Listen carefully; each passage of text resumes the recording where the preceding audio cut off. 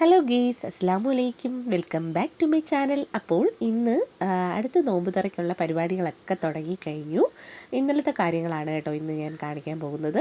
അപ്പോൾ chicken fry ചെയ്യാൻ വേണ്ടി അരപ്പാക്കാൻ എല്ലാം പച്ചമുളക്, മല്ലിയില, പുതിനയില, പട്ട, ഗ്രാമ്പു എല്ലാം മിക്സിയിലിട്ട് പൊടിച്ച് നന്നായിട്ട് ക്രഷ് ചെയ്ത് ഇഞ്ചി വെളുത്തുള്ളി പേസ്റ്റൊക്കെ ഇട്ട് അല്പം നാരങ്ങ നീരൊക്കെ ചാടിച്ച് നന്നായിട്ട് അത് സോക്ക് ചെയ്ത് വെച്ചിട്ടുണ്ട് കുറച്ച് നേരം.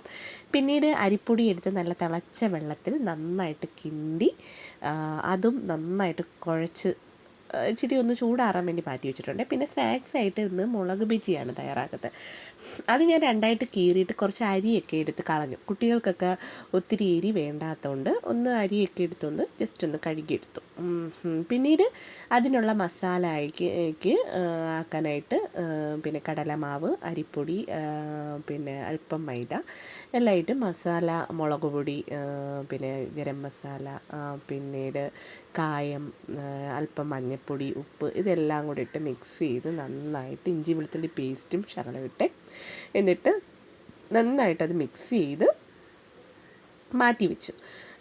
എന്നിട്ട് അത് മുളകെടുത്ത് അതിനകത്തോട്ട് ഇട്ടു. കാരണം അതിനകത്തൊക്കെ ഒന്ന് പിടിക്കാനും. പിന്നീട് ബാക്കി അങ്ങോട്ട് ഒരു സൈഡിലോട്ട് മാറ്റി വെച്ചു. അപ്പം മാവിൽ സോക്ക് ചെയ്ത് നമുക്ക് ഓരോന്നും ഇട്ട് ഫ്രൈ ചെയ്തെടുക്കുക. ആ രീതിയിലാക്കി അങ്ങോട്ട് വെച്ചു.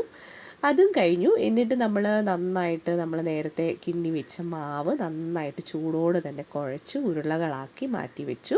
എന്നിട്ട് അത് ഓരോന്നും ചപ്പാത്തി പ്രസ്സിലാക്കി അരിപ്പത്തിരി ഒരു അടുപ്പിൽ അങ്ങോട്ട് ആക്കി. അപ്പോൾ പെട്ടെന്ന് ചുട്ട് എടുത്താൽ അതും ഒരു സൈഡിലാവും. പിന്നെ മുളക് ബജിയും പൊരിക്കാമല്ലോ. അപ്പോൾ അങ്ങനെയുള്ള പണികൾ ധൃതിയിലിങ്ങനെ നടക്കുവാണ്. അങ്ങനെ മോളും ഹെൽപ്പിനുണ്ടായിരുന്നു. അങ്ങനെ ഞങ്ങൾ പെട്ടെന്ന് ഓരോന്നായിട്ട് ചുട്ടെടുത്തു. പിന്നെ ഇത് തേങ്ങ ചേർക്കാത്ത അരിപ്പത്തിരിയാണ്. അത് നല്ല സോഫ്റ്റായിട്ട് തന്നെ കിട്ടുകയും ചെയ്തു.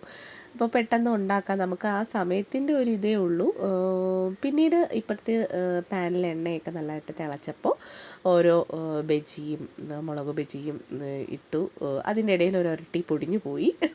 ധൃതിയിൽ നമ്മൾ ചെയ്യുമ്പോൾ ഇങ്ങനെയൊക്കെ പറ്റും. ചെറിയ അബദ്ധങ്ങളൊക്കെ പറ്റും. പിന്നെ ഒന്നും പൊടിഞ്ഞില്ല കേട്ടോ. പിന്നെ സൂക്ഷിച്ചാണ് നമ്മൾ എല്ലാം തിരിച്ചും മറിച്ചൊക്കെ ഇട്ടത്. അങ്ങനെ എന്തായാലും മുളക് ബജി ഒരു സൈഡിലാവുന്നുണ്ട്. അതും ഇതും പെട്ടെന്ന് നമ്മളൊന്ന് മാനേജ് ചെയ്യുമ്പോൾ പെട്ടെന്നാവും. പൊങ്ങിയൊക്കെ വരുന്നുണ്ടേ. നന്നായിട്ട് പൊങ്ങിയൊക്കെ വന്നു. പെട്ടെന്ന് ചുട്ടു. അപ്പോൾ അത് ഒരു സൈഡ് ഒരു ട്രിപ്പ് കഴിഞ്ഞു. മുളക് ബജി കോരി മാറ്റി വെച്ചു. അടുത്ത ട്രിപ്പ് ഇട്ടു. അപ്പോഴേക്കും മൂന്നെണ്ണം ഒക്കെ ആക്കി ചട്ടിയിൽ പെട്ടെന്ന് ചുട്ടെടുക്കുക. സമയമൊക്കെ ഒരുപാട് അതിക്രമിച്ചു പോയി. പിന്നീട് അതിൻ്റെ ഇടയിലെല്ലാം കഴിഞ്ഞ് ചിക്കൻ പൊരിക്കാൻ വെച്ചിട്ടുണ്ട്. തിളച്ച എണ്ണയിലേക്ക് ഇട്ടു. നന്നായിട്ട് പൊരിച്ചെടുക്കുക. ചിക്കൻ ഫ്രൈ മക്കൾക്കൊക്കെ കഴിക്കണമെന്ന് പറഞ്ഞാൽ അങ്ങനെ പിന്നെ അങ്ങ് ഫ്രൈ ആക്കാമെന്ന് തീരുമാനിച്ചു. അങ്ങനെ പൊരിച്ചു. അടുപ്പിലൊക്കെ വെച്ച് നന്നായിട്ട് കറിവേപ്പിലയൊക്കെ ഇട്ടു നന്നായിട്ട് പൊരിച്ചെടുത്തു. അപ്പോൾ നോമ്പ് തുറക്കി സമയമായി. എല്ലാം മേശപ്പുറത്ത് നിരത്തി. ചിക്കൻ ഫ്രൈയും അല്പം മീൻകറി ഉണ്ടായിരുന്നു. പിന്നെ ഒരൊട്ടി മുന്തിരി മാത്രമേ എടുത്തിട്ടുള്ളൂ ഇന്ന് ഫ്രൂട്ട്സ് ആയിട്ട്. പോരാത്തതിന് ബജി മാത്രമേ ഉള്ളൂ. ആ ബജി 2 തിന്നുമ്പം തന്നെ വയറ് നിറയും. കുറച്ച് തണ്ണിമത്തൻ ജ്യൂസായിരുന്നു, അതും കഴിച്ചു. നന്നായിട്ട് വയറ് നിറഞ്ഞു. പിന്നെ ചിക്കൻ ഫ്രൈ മക്കൾക്ക് കഴിക്കാൻ എടുത്തു വെച്ചിട്ടുണ്ടായിരുന്നു കേട്ടോ. അതും കുട്ടികൾ കഴിച്ചു. പിന്നെ ബാക്കി ചിക്കൻ ഫ്രൈ വറ്റൽമുളകൊക്കെ ക്രഷ് ചെയ്തിട്ട് നന്നായിട്ട് ഉള്ളിയൊക്കെ ഇട്ട് വേറൊരു പരുവാക്കി. അപ്പോൾ ഇത്രയേ ഉള്ളായിരുന്നു ഇന്നത്തെ നോമ്പ് തുറ. എന്നിട്ട് ലാസ്റ്റ് നോമ്പെല്ലാം തുറന്ന് പിന്നെ അത്താഴം കഴിച്ചു. പിന്നെ അരിപ്പത്തിരിയും ചിക്കൻ ഫ്രൈയും അത് മാത്രം മതിയായിരുന്നു. മീൻകറിയൊന്നും ആരും എടുത്തില്ല. ഉള്ളി ആ മസാലയൊക്കെ ഉള്ളതുകൊണ്ട് അത് കൂട്ടി സുഭിക്ഷമായിട്ട് കഴിച്ചു. റാഹത്തായി ഈ നോമ്പും കടന്നുകൂടി. അപ്പോൾ ഇത്രയേ ഉള്ളൂ. വീഡിയോ ഇഷ്ടപ്പെട്ടെങ്കിൽ എല്ലാവരും ലൈക്ക് ചെയ്യുക, സബ്സ്ക്രൈബ് ചെയ്യുക, സപ്പോർട്ട് ചെയ്യുക, കമൻറ്റ് ചെയ്യുക.